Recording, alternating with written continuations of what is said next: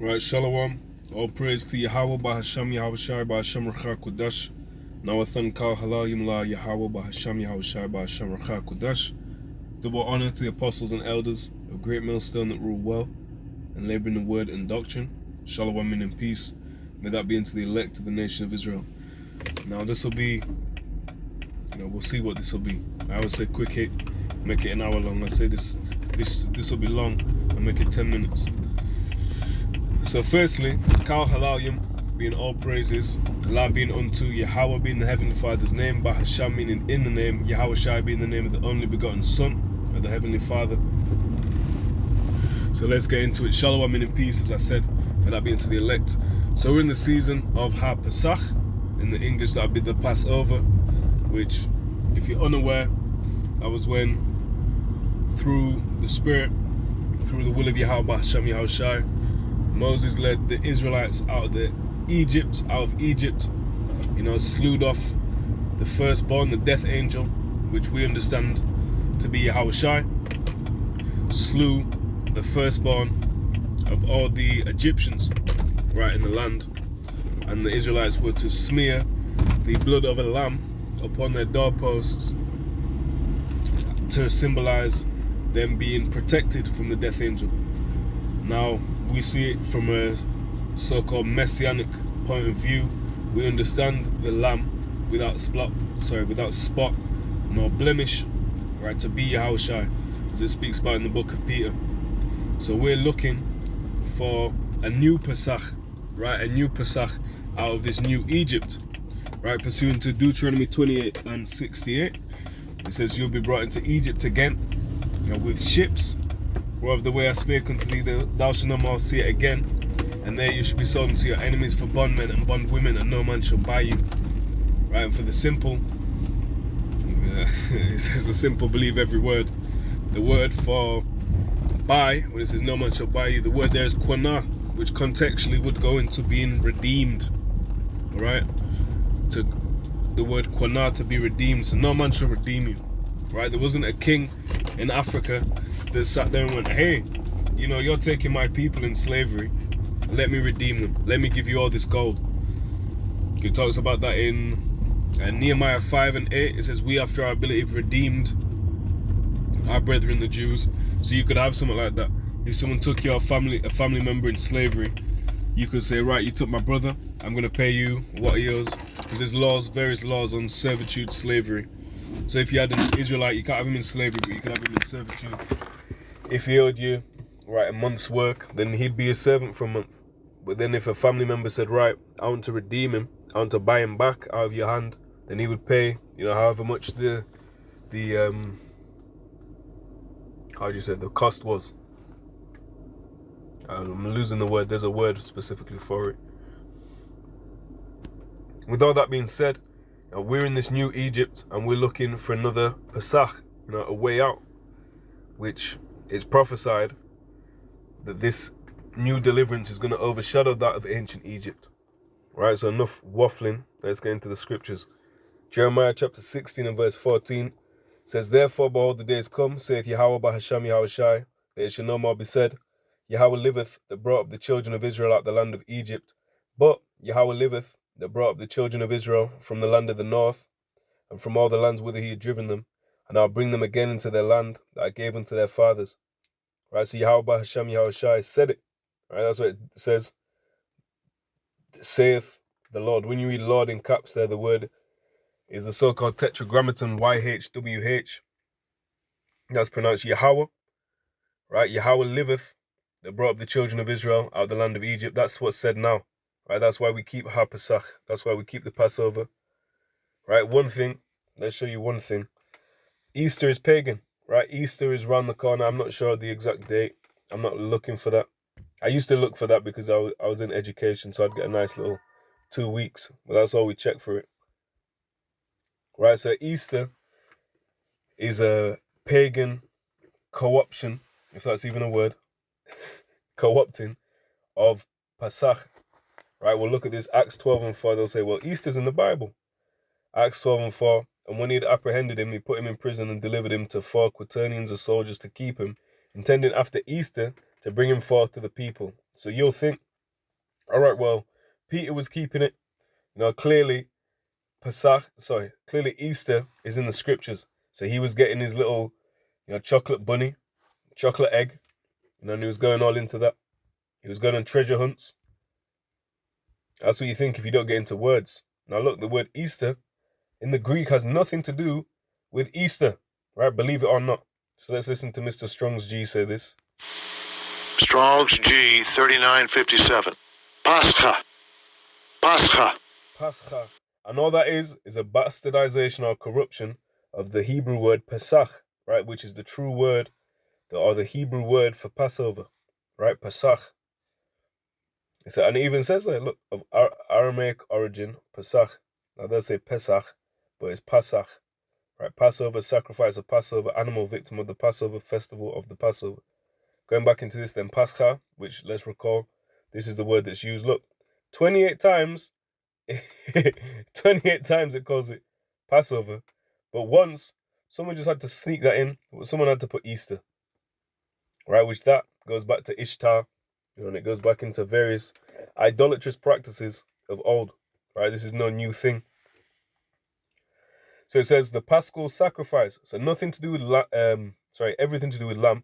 Nothing to do with rabbits is what I meant to say. Excuse the slip of the tongue. Nothing to do with rabbits. Nothing to do with eggs. Nothing to do with treasure hunts, right? But it's to do with the Paschal sacrifice. It says which was accustomed to be offered for the people's deliverance of old from Egypt. So guess what? We're in this new Egypt. There's a new deliverance coming. We're going to get into shortly. But let's just go down this avenue very quickly, briefly. The Paschal lamb, i.e., which Paschal, right, that's an English word, but that clearly derives from this Greek word, pascha. So it's nothing to do with Easter. If you said something that's Paschal, or Paschal, right, no one's going to think you're talking about Easter. It's very clear. It's talking about Pesach or Passover. Get into this word quickly.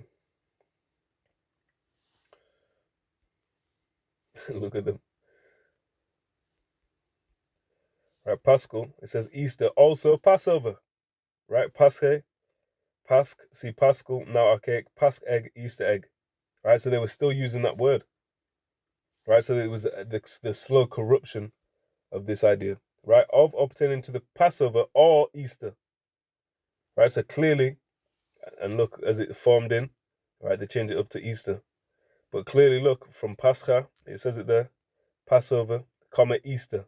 Right, Easter's nothing to do with it. It's to do with, look, it says Passover there, it says Pascha, but really it's Pesach. Right, and then it has it there, Pesach.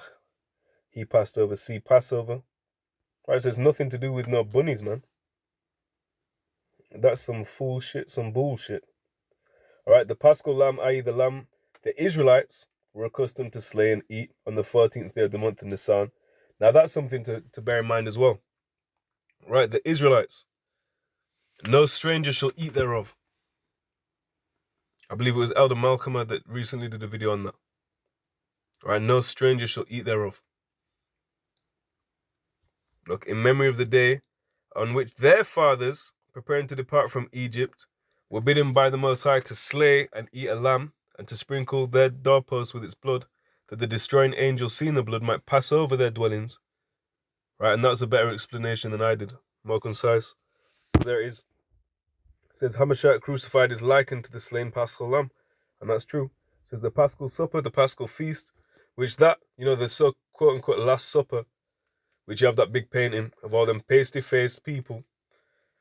Not to say that you can't be an Israelite if your face is paste, but the Israelites of that time and the Israelites generally, are of a brown hue, varying hues, but of a brown hue generally. Not to say you can't, not to say it's based on skin color, but the fact that all of them, are so-called white, that's intentional. That's trying to throw you off the scent. And there was no women at the Passover, at Yahweh Shai's Passover at least. Right, there was no women there. When you read in the book about the children of Israel shall gather, when you look in the word children, it's going to be the word Banya Yasharala, or Banyam Yasharala, right? What does that mean? The sons of Israel, right? This is a patriarchal book, okay? Is it not Deuteronomy 16:16, which I'll look up quick? Then we'll get back into the idea of this new Egypt and this new Passover.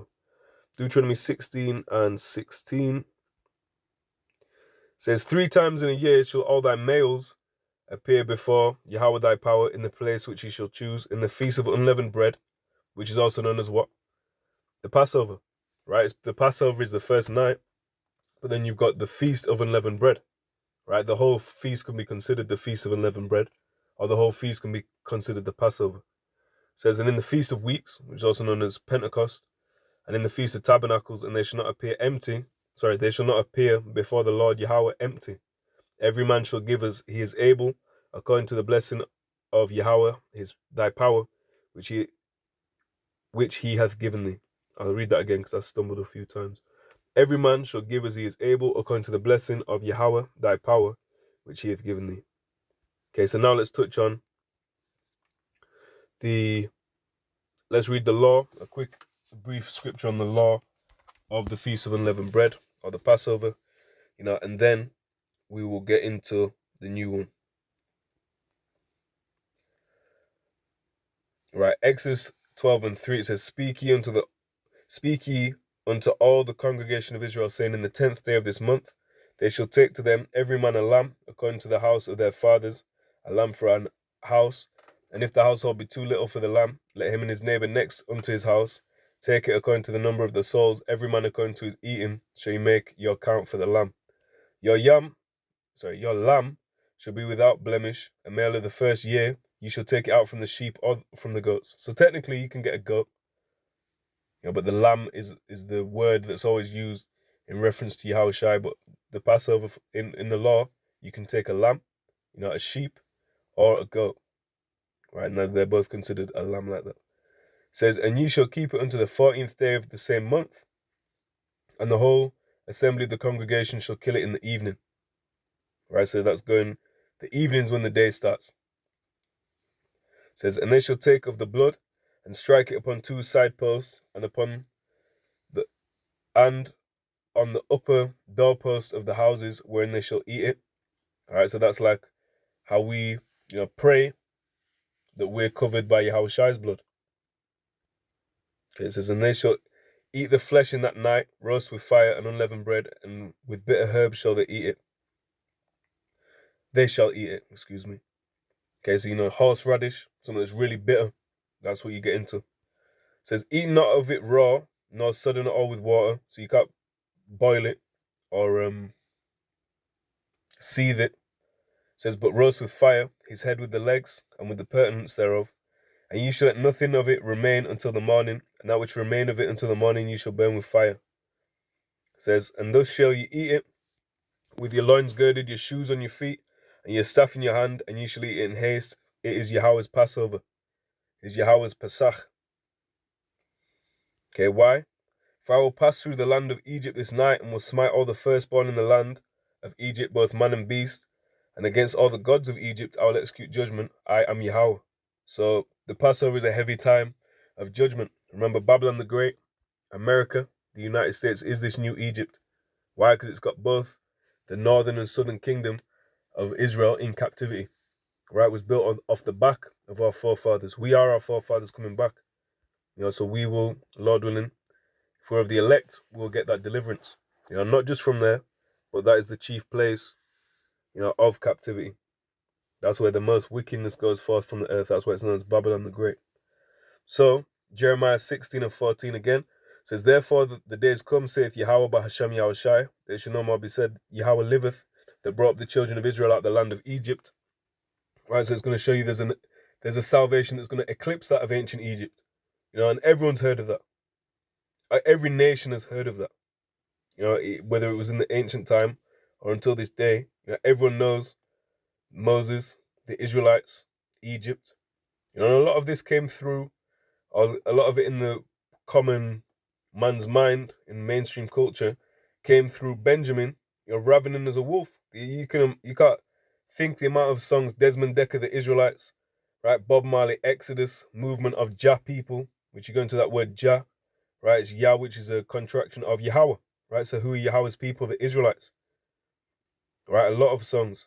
The amount of songs that have the Israelites in, Sizzler Kalonji goes in, says we're the Israelites, but he still brings confusion because he brings that idol into it. which a lot did, but still they were speaking truth. So when a man speaks truth, it's commended, irrespective of anything else he didn't say or omitted at that point of his stance. If he said something true, he said something true. So it should no more be said, no more be said, Yahweh liveth that brought up the children of Israel out of the land of Egypt, but Yahweh liveth that brought up the children of Israel from the land of the north, and from all the lands whither he had driven them, and I'll bring them again into their land that I gave unto their fathers. Right, and that land will be from the Nile to the Euphrates, right, the Fertile Crescent as they call it. So that's going to be the deliverance, that eclipses that of ancient Egypt, right? So the MOTB's got to get pushed out. WW3 got to hit that apex. All hell's got to break loose on earth. You've seen the signs. You've seen the famines. You've seen in UK rationing, or complete absence of certain vegetables. Which, Lord willing, that is a sign, and that is, it just ramps up, to the point of famine. The scriptures speak on it. So Lord willing, let it be that time. Okay, and Jeremiah, like it's got there, Jeremiah 23 verses 7 and 8 says the same thing. It says, therefore, behold, the days come, saith Yahweh, that they shall no more say, Yahweh liveth, which brought up the children of Israel out of the land of Egypt. But Yahweh liveth, which brought up the children. But Yahweh liveth, which brought up and which led the seed of the house of Israel out of the north country, and from all countries whither I had driven them, and they shall dwell in their own land. Right, the north country will be on North America. Right, Babylon the Great. The new Egypt, where we were sold for bondmen and bondwomen. All right, so this is what we've got to look forward to. Times have got to get sticky, but this is what we should always keep our minds on. Keep your eyes single, seek the kingdom first, and all these things should be added. These are the sort of meditations and reflections to be having in this Pesach season. So I pray that has been edifying, exhorting. On to the next video, Lord willing. I want to give all praises, honor, and glory unto Yahweh Bahasham, Yahweh Shai Bahasham, Rcha Kudash. Shalom.